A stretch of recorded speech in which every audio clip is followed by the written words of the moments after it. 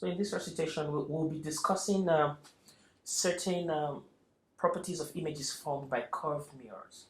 Okay, so we have plane mirrors. Okay, we have a plane mirror, and we have curved mirrors. So the curved mirror could be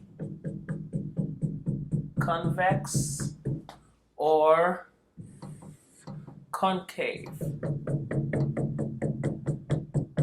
Okay, I'm going to explain what these are. So we know images formed by plane mirror. Okay, they're always virtual. Virtual means virtual images are images that are behind the mirror. Behind the mirror. So real images are the opposite of virtual images.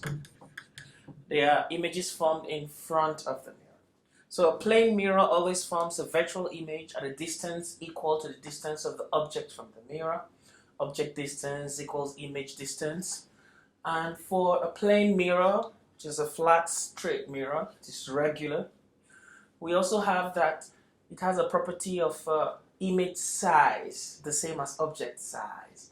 And then it also has a property of the distance of object from the mirror is the same as the distance of image from the mirror. And then it also has a property of what we call lateral inversion. So if you look at the mirror, your right hand, when you wave your right hand, you look at your image in the mirror, it looks like you're waving your left hand. It's called lateral inversion. Okay? And it has magnification 1. So magnification is defined as image size, over object size, or image distance. Let me say distance of image over distance of object. So magnification is 1 because image size and object size are the same. Image distance and object distance is the same. So when we see other mirrors, concave or convex, we're going to see sometimes the image is larger than the object. We say it's magnified. Sometimes the image is smaller than the object. We say it's diminished. Okay? So for the recitation for today, they'll be discussing curved mirrors. And I'm going to tell you the properties of images formed by curved mirrors right now. Okay? So let me start here. So there are different kinds of curved mirrors. Some of them are spherical mirrors, some of them are elliptical mirrors, you know. So a curved mirror that is spherical actually is a mirror that is cut out of a sphere. So we have a sphere like this, and I cut part of the sphere to form a mirror. Okay, I cut part of the sphere to form a mirror. Okay, so how do you tell the difference between a concave mirror from a convex mirror? Okay, it's not the shape. No, it depends on the part that is reflecting surface and the part that is the colored surface. Is that okay? Is that okay? So usually, if we color the inside, okay, we color the inside. So this is the outside becomes the reflecting surface, and this color is called the polished surface. So the polished surface is inside. So the outside is the reflecting surface. The inside, let me put this out so you can tell the difference, okay? Okay. So the inside is polished, the outside is reflecting. Or I polish the outside. So this is polished surface. And the inside is reflecting surface. So these are the kind of mirrors we have, the spherical curved mirrors. You polish the inside, the outside is reflecting. This is the one that is called convex mirror. You polish the outside, the inside is reflecting. This is the one we call concave mirror. So it's not whichever one is curving to the right or curving to the left is convex or no. It depends on which side you polish, because I can draw two mirrors like this facing the same side, but this one I polish the outside and this one I polish the inside. And I can draw them like this. This one I polish the outside and this one I polish the inside. So long as I polish the outside for these two cases, 2 and 4, so long as I polish the outside, so these 2 and 4 are the same, and they are concave mirrors. Concave mirrors. And so long that I polish the inside, like that, is that okay? Since I polish the inside, and the outside is the reflecting surface, so 1 and 3, so these two are convex mirrors. Okay, that is how you can tell. It doesn't mean, you see, these two are different. Is that okay? This is concave, this is convex. And these two are also different. This is concave, this is convex. Concave, convex. Is that okay? So it depends on where you polish, the surface that is polished and the surface that is reflecting. Is that okay?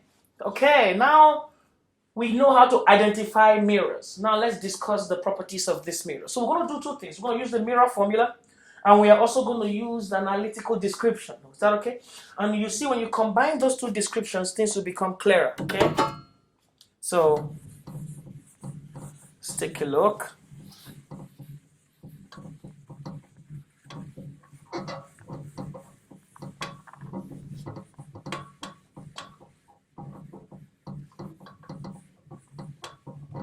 So I'm going to start by describing properties of images formed by a concave mirror. So, concave mirror. So a concave mirror is the one that I polish the outside and the inside is the reflecting surface. Is that okay? So the thing is, this mirror is cut out of a sphere. So this sphere has a center I call O. So point O is called center of curvature. Is that okay? It is the center of the sphere from which the mirror is carved out of. And this line I call line AB. AB line is called the principal axis. The principal axis. Is that okay? Good. The midpoint of the mirror here, is that okay? The midpoint of the mirror here, I call it point P. It's called the pole. This is the center of the mirror through which we draw our principal axis. Is that okay? Then half of this distance here, we have what we call a point F. It's called the principal focus. Is that okay? The principal focus. Now, point O is the center of curvature, but the distance from the pole to point O, distance PO, I'll call it R. Distance PO is called radius of curvature. So there is difference between center of curvature is the point, radius of curvature is the distance from the point, it's the radius of the sphere from which the mirror was carved out of. Okay? Then point F is the principal focus. Then we have a distance F to the pole, distance PF, which I call small f. This is the one you call the focal length. So always focal length is half of radius of curvature. Is that okay? Is that okay? Good. Good. So these are the little properties of points on the mirror you need to understand. And then now we're going to discuss how images are formed in this mirror. How images are formed in this concave mirror. Okay? So what I'm going to do is I'm going to put objects at different positions, and I'm going to tell you how to draw rays. Is that okay? Light rays from that object to construct images. It's really easy. You can easily sketch this. Is that okay? It's really easy. Okay? So I'm going to start like this. And we're going to discuss several cases. Okay? Don't forget, we're discussing images formed by concave mirror. Okay? So I'm going to start with case number 1. Object beyond O. Let me use C for the center of curvature, okay? So I'll use O for the object. So this is my mirror. Good. So I have my mirror like this. Outside is polished, inside is reflecting. So I have this to be F and this to be C. So object beyond C means object is beyond C. So let's see how the image is formed. So this is how you draw your lines to form your image. A light will come straight parallel to the principal axis to the mirror and reflect through the principal focus. Then another light will come straight through the principal focus to the mirror and reflect from the mirror straight out. And where those two lines meet is where the image is formed. So this is my object O, this is my image I. Is that okay? So object is beyond C, then image is between F and C. So that's the image, is between F and C. Is that okay? We're going to find out that that image is real,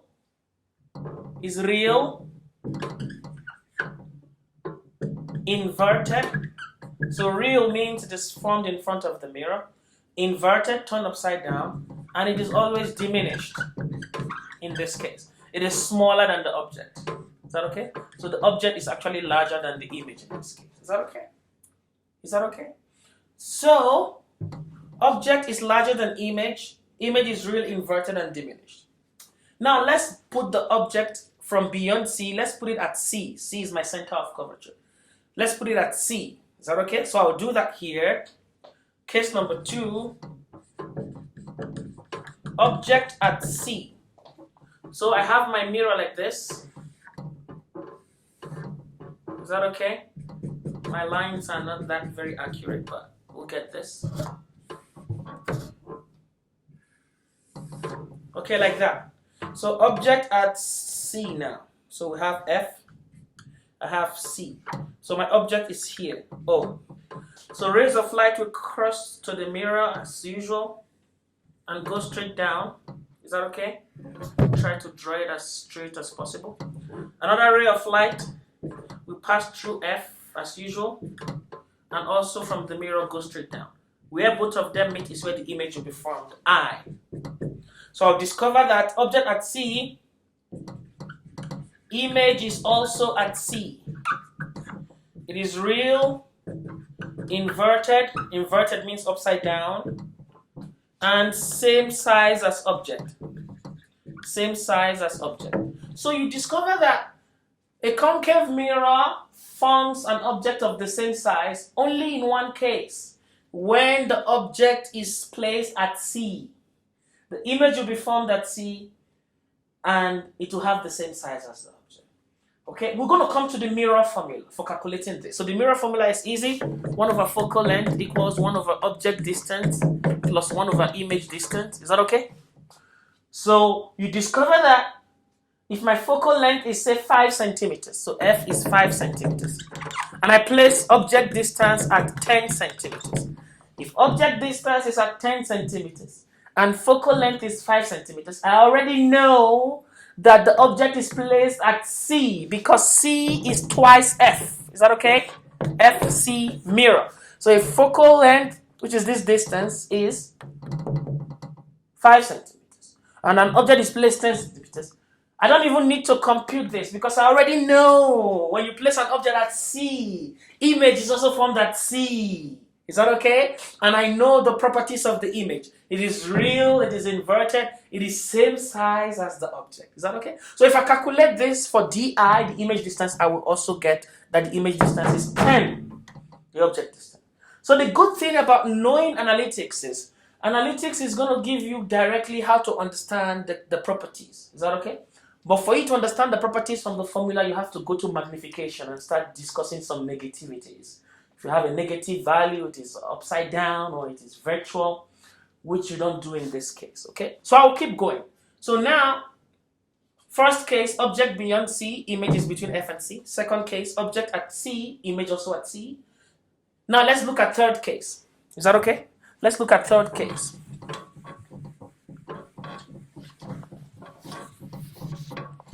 For the third case, number 3, I'm going to put the object between F and C. So you can see I'm bringing the object closer to the mirror. Beyond C, anywhere beyond C, or image is between F and C. At C, image at C. Now I put the object between F and C. I'm bringing the object closer and closer to the mirror. So this is my mirror. It's my concave mirror. It's my principal axis. This is F. I try to make it double C. Now object is here. Oh. So rays of light will cross through here. It's supposed to be parallel and straight. Is that okay? and pass through F and go down. Is that okay? Other ray of light will pass through F like that and go straight out. Is that okay? It's not passing through F quite. So this will pass through F and then go straight up like that. Where they meet is where my image is formed. So I'm going to see my image formed here, I. Is that okay? My image will be formed here, I. So I'm going to see that image is real, inverted, magnified. Magnified means bigger than the object. And it is beyond C now. So let's look at the trick. When I place my object beyond C, image is formed between F and C, diminished image, smaller than the object. When I place my object between F and C, the opposite. Image goes beyond C. Object beyond C, image between F and C.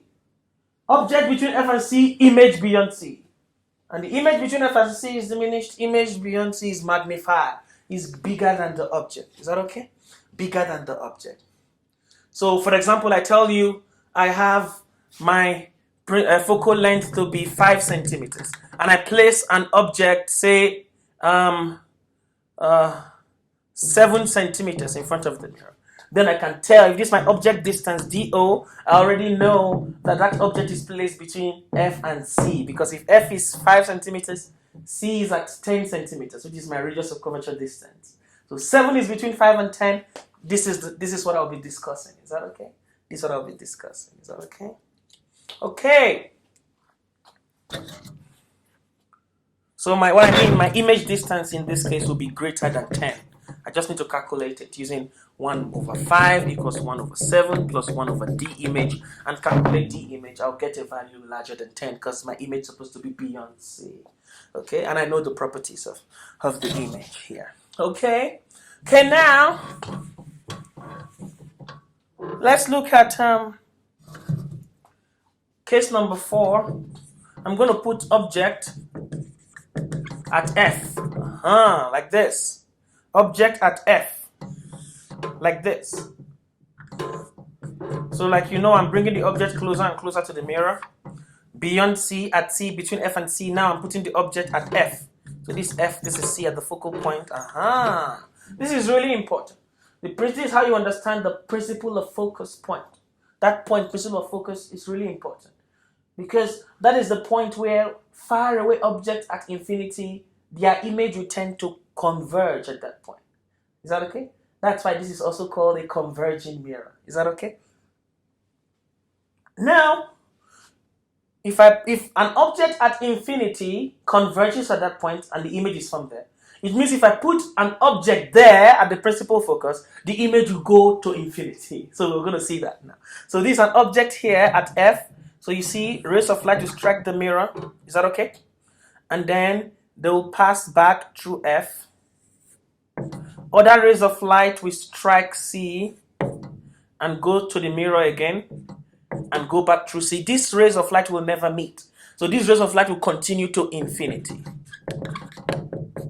So I say image in this case is real, inverted, magnified, but at infinity. At infinity.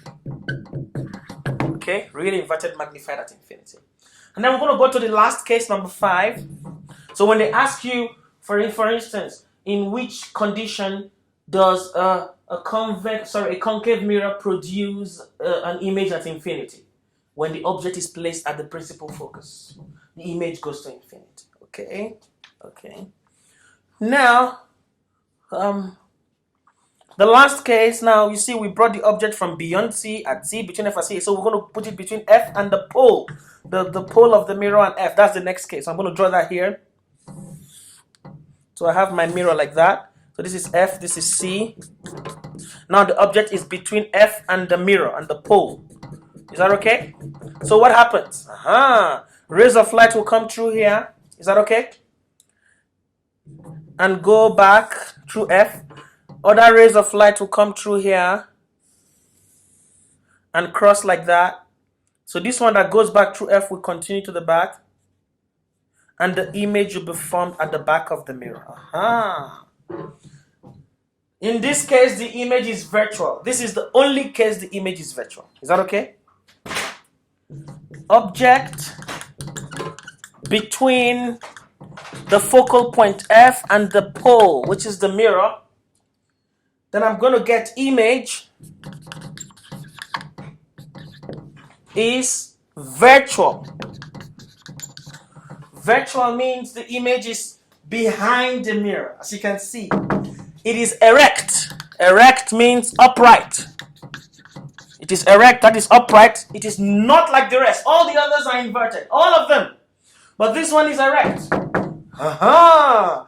They ask you, in which condition does a concave mirror form an upright image or an erect image? It's only on one condition, when the object is placed between the mirror and the focal point. Is that okay? It forms an erect image and it's also magnified. And this is the only case it forms a virtual image too. All the other cases, the image is real, in front of the mirror, in front of the mirror. This case, it is virtual. So, a concave mirror forms a virtual image only in this case. A concave mirror forms an upright image, an erect image only in this case too. When the object is between F and the mirror and the pole. Is that okay? Is that okay? Good, good. So these are all the possible properties of images formed by a concave mirror.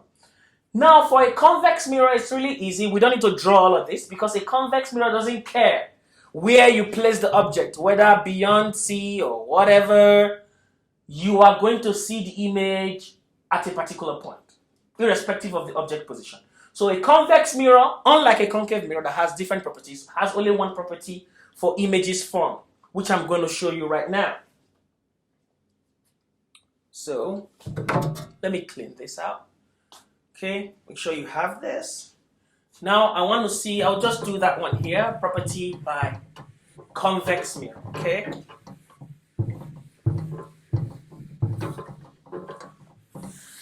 So I'm going to do that, and then I'm going to move to the recitation problems, and then we're going to see how to walk the recitation problems really quick. They are going to become really easy for us. Really, really easy.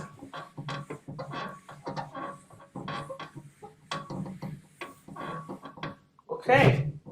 Now I have a convex mirror like this. So I polish the inside. The outside is reflecting. My principal axis. So my object is here. Now in this case, my F and C are inside. That's the problem. F and C are inside, but the object is here. Oh, so when the rays of light come from this guy, is that okay? One of them we cut straight through F as usual. Is that okay? And then another one will come straight from this through C. From the object straight through the mirror to C. Is that okay? And where these two rays meet is where the image will be formed. Is that okay? My image will be formed there. Is that okay? So this is I. Aha! So a convex mirror always, let me put that in uppercase, always forms a virtual image that is diminished,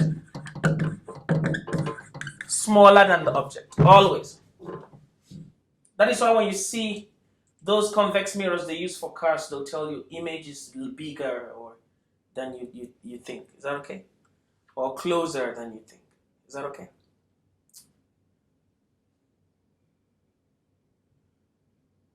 Okay. So a convex mirror always forms a virtual diminished image every single time.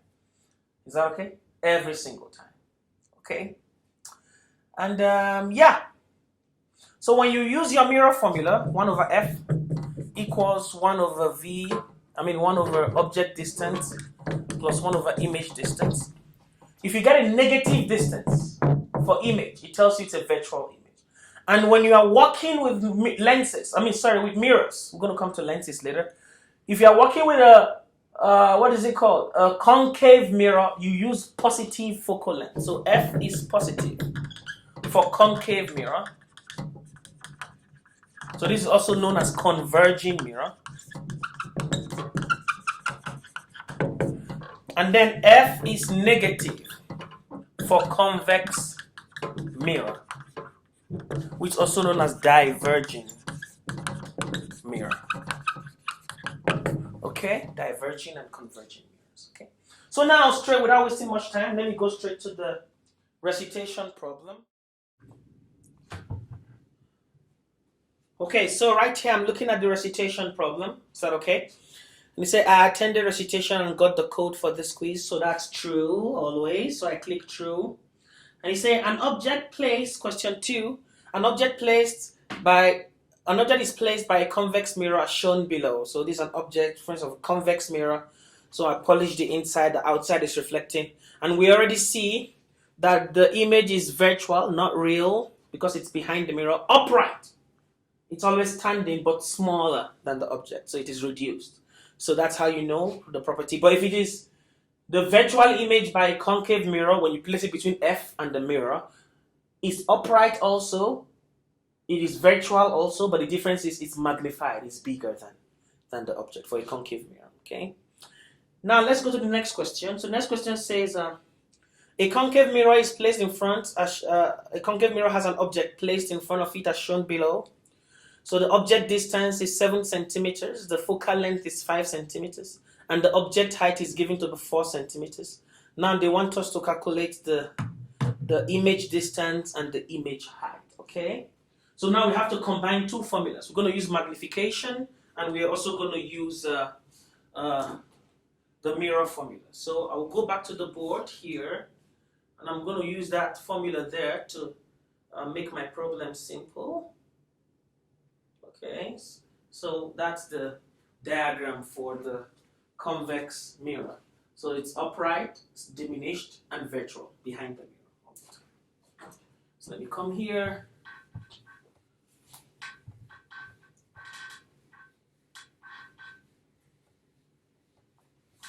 So the problem says it's my focal length F is 5 centimeters. My object distance D object is 7 centimeters. So this is between F and C. So I'm going to know my object will be my image will be beyond C. It will be real, inverted, magnified. It's going to be bigger than the object. Is that okay? From what we've seen so far. But let's see that. So we're looking for DI. So I say 1 over F equals 1 over D object plus 1 over D image. So 1 over 5 is 1 over 7 plus 1 over D image. So 1 over D image is 1 over 5 minus 1 over 7. So I'm using the positive focal length 5 because it's a concave mirror, we are told. If it was a convex mirror, I will use minus 5 to solve the problem. Okay? Now this gives me 35, 7 minus 5. Let me 2 over 35. Is that okay? So what is DI? So DI is 35 divided by 2. Is that okay? So and what does 35 divided by 2 give us? So this is 17.5, I think. Is that okay? 17.5 centimeters. You see, greater than 10 because focal point is 5, so C is 10, which is the radius of curvature, so beyond C. So you're going to get 17.5. Is that okay? Is that okay? Centimeters. So that becomes our image distance. But now they're looking for image height. Okay. Now to the magnification. Magnification point.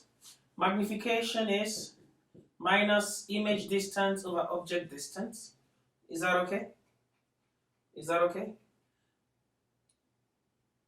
So if you do that, you're going to get minus image distance, we just got to be 17.5, over object distance, we just got to be, was given to us to be 7. Is that okay? So this is my magnification. This same magnification is the same as image height over object height. So I'm giving object height to be 5 centimeters. Now I can find my image height. So 17.5 over 7 equals image height over 4. That's object height. So now my image height becomes 4 times 17.5 divided by 7. Is that okay? So when you do that in your calculator, 4 times 17.5 divided by 7, that's going to give us 10 centimeters. So our image height is 10 centimeters. But because we already have a minus here on this side, so it's going to give us minus 10. So the negative sign just tells you that it is inverted image. It's not an upright image. It's an inverted image. Is that okay?